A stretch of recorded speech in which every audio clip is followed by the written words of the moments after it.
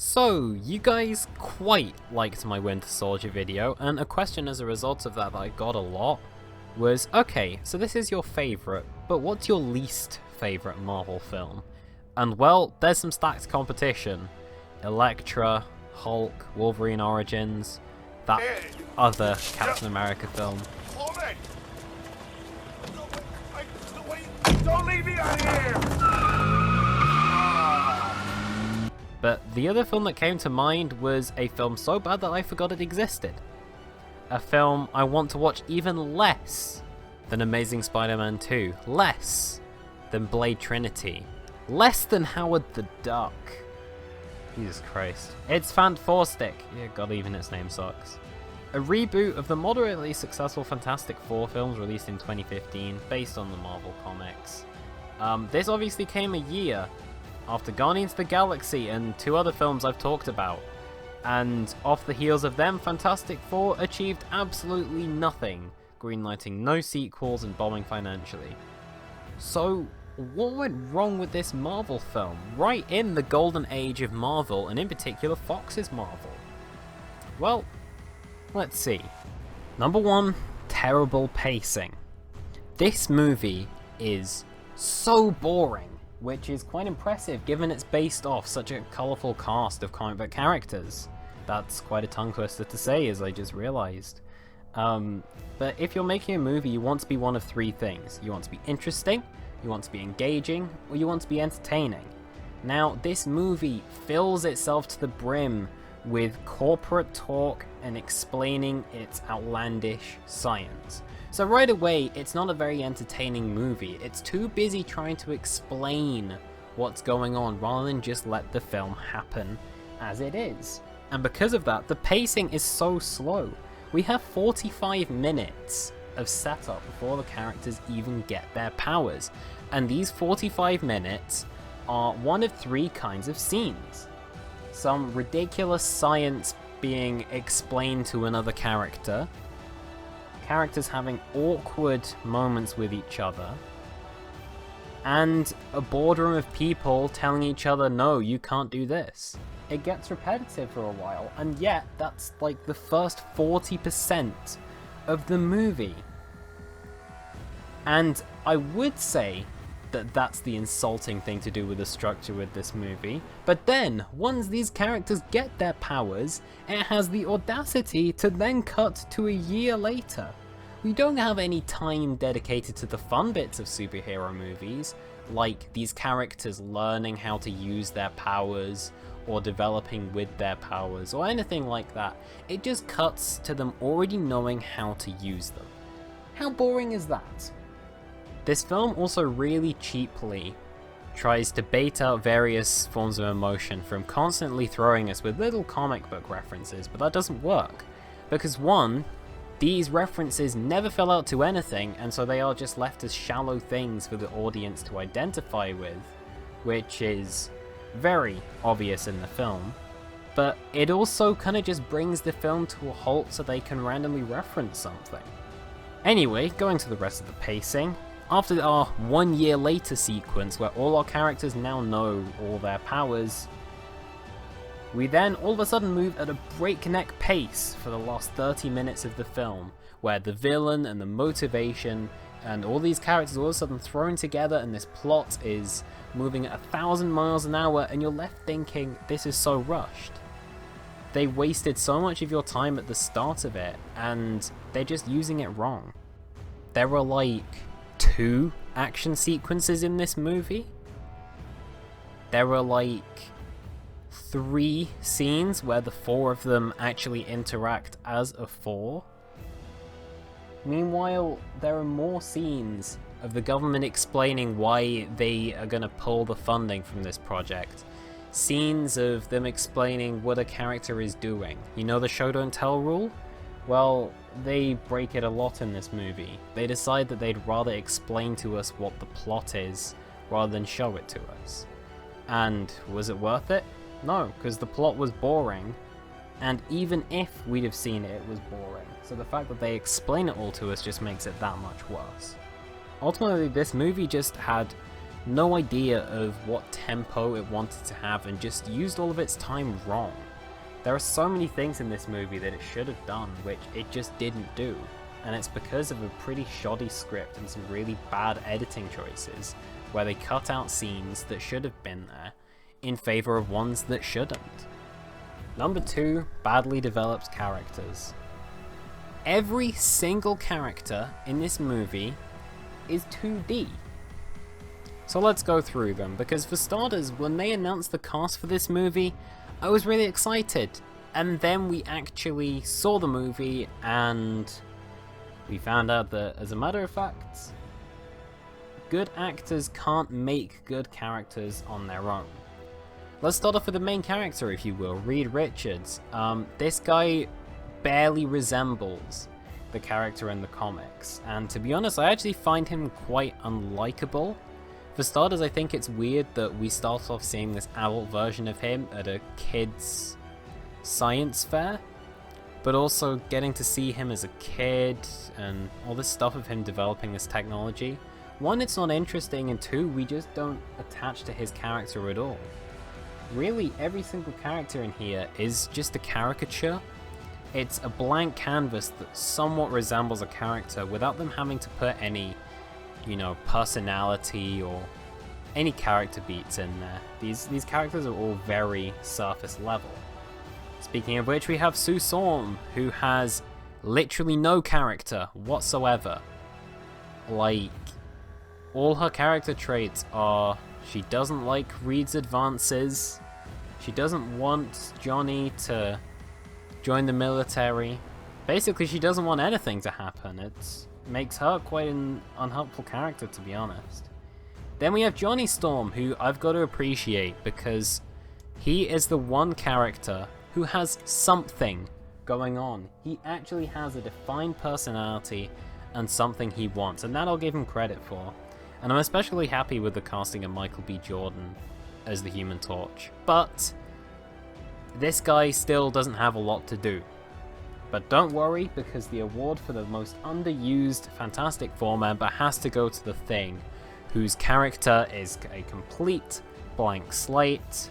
And while we're on the subject of that, why is the Thing completely naked? That's just such a weird design choice. But there we go. Then the other problem is, the Fantastic Four aren't the Fantastic Four. They're 4 people. But they don't have any real relation to each other. Like, what's the Thing and Sue's relationship? What's Reed and Johnny's relationship? Barely any of these characters bounce off each other in interesting ways. These characters just walk around like husks that spout off exposition and do action things. And then the worst character of them all is Victor Von Doom, whose motivation is so baffling that despite the fact I've watched this movie twice, I still have no idea what his character motivation is by the end of it. They say he's some dangerous guy, but they don't go into it. They say he's smart, but we never see him be smart. They imply that he likes Sue Storm, but that never goes anywhere. And all of a sudden he's this guy who's obsessed with the other dimension, who then shoots a sky beam and just becomes a generic bad guy.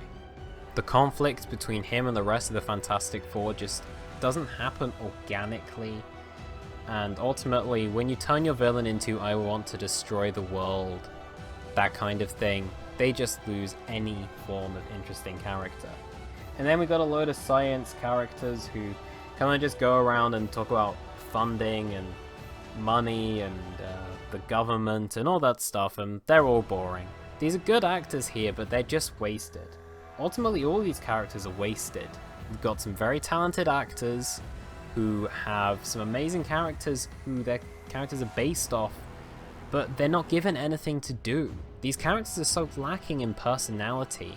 As a whole, this film just lacks any real personality. Where's the fun? Where's the scenes of these characters just spending time with each other? Oh no, we can't show that, can we? We've got to show them building the machine, guys. and the government explaining why they want to take control of the project. That's what the film needs. Not any personality. Come on now. Number 3, it's embarrassed to be itself. Now, you might think that's a bit of a weird thing to criticize a movie for. How do you prove that sort of thing? But I can explain a few reasons. For starters, this film is insistent on teasing various comic book notions without ever following through with them, which kind of just implies that it wants us to enjoy the fact that there are all of these comic booky things here without them ever having to commit to doing it, because they're basically too scared to. And the other thing I've got to say about this is it always feels a need to explain every little thing going on. Superpowers in this movie can't be superpowers. They're not powers, they're aggressively abnormal physical conditions that we're gonna... My point exactly. This film takes itself way too seriously. We can't have any sense of wonder, or enjoyment, or excitement for what's going to happen in the film because it takes itself way too seriously. It acts like it's this dark, brooding picture when really, it's not, okay? This movie has a skybeam in the finale. It has a character called the Human Torch. Nothing about this should be treated like The Dark Knight, which was so obviously an inspiration for this take on the Fantastic Four. But if you look at the source material, barely any Fantastic Four stories are dark. So why they felt the need to make this shows that they just didn't have an understanding of what they were making. It's completely unaware of what kind of a film it is. There are even barely any jokes in this. And to be honest, none of them are funny. What these things show is that the film is playing it safe, which shows that the company and all of the producers and people working hard on this film are not confident in this movie. Speaking of which, number 4, Frankenstein's monster. No, not that one. There are so many different movies that Fantastic Four tries to be. We have a David Cronenberg-inspired body horror film set in the negative zone with all these weird powers affecting people in weird ways. We've got a grounded sci-fi movie that spends a load of time talking about funding and logistics. And we have an MCU-style film that's mostly focused on colour and quips. As you might be able to guess, these 3 things do not go well together, and subsequently editing was a nightmare. Everyone, it seems, was on a different page as to what film they wanted to make, and so because of that, they had to do so many things, so much color correction, so much rewriting, so many scenes were cut. In particular, so many scenes of members of the Fantastic Four just talking to each other were cut. Scenes between Victor Von Doom and the Fantastic Four were cut. Action scenes that would have made the film a lot more exciting were cut. Ultimately, this film really was just stitched together in the edit. Rewrites, re-edits, even reshoots. The Frankenstein's monster thing doesn't even apply to the edit. It even applies to the scenes themselves. You can tell that this film had heavy reshoots. You can see it in several cases, like how Kate Mara's hair unnaturally changes from a sort of brunette colour to this random blonde wig, how the lighting changes as scenes transition with each other, how the CGI can go from pretty solid to extremely shoddy, and how various actors lose the will to live, depending on the scene. This film reeks of studio interference. We had Josh Trank, the director, Simon Kinberg, the writer, Matthew Vaughn, the producer, and 20th Century Fox, the company behind this. And so many fingers were in this, trying to manipulate what kind of film this ended up being. And ultimately, while trying to make their own movie, they sabotaged each other and wrecked the film as a result. And truly, it's tragic with Fantastic Four. It's a tragic tale of what happens when studios interfere with their own films, and when people don't get along to the point where they wreck the art that they try to create. No one had any agreement about what kind of film they wanted to make, but they made it anyway, which sounds a lot like another series that started in 2015. Currently, Fox has been bought by Disney, and now the Fantastic Four seems to be brought into the MCU at some point. And once that happens, I feel like this film really will be forgotten. It's not really going to stand the test of time because it didn't stand the test of that day. Ultimately, this is yet another story of studio interference completely killing a franchise. And while it did have so much promise, it flopped anyway. Oh, and quick disclaimer, if you enjoy this movie, that's cool. Let me know down in the comments below what you actually saw in this film that I didn't. And don't take this as any dig towards you, just see it as me not understanding you in any level. But seriously though, I hope you guys enjoyed this video. I'm sorry it took so long to make. I had a load of unforeseen things occur over the past few weeks that really slowed down this video, but rest assured, all of my videos will be coming back to normal. And with that, I want you guys to let me know down in the comments below what movies you want me to talk about in the comment section below. As well as that, just let me know your opinions on this movie. And of course, if you guys enjoyed this video, be sure to subscribe, like, and comment, and I'll see you guys in the next video. Goodbye.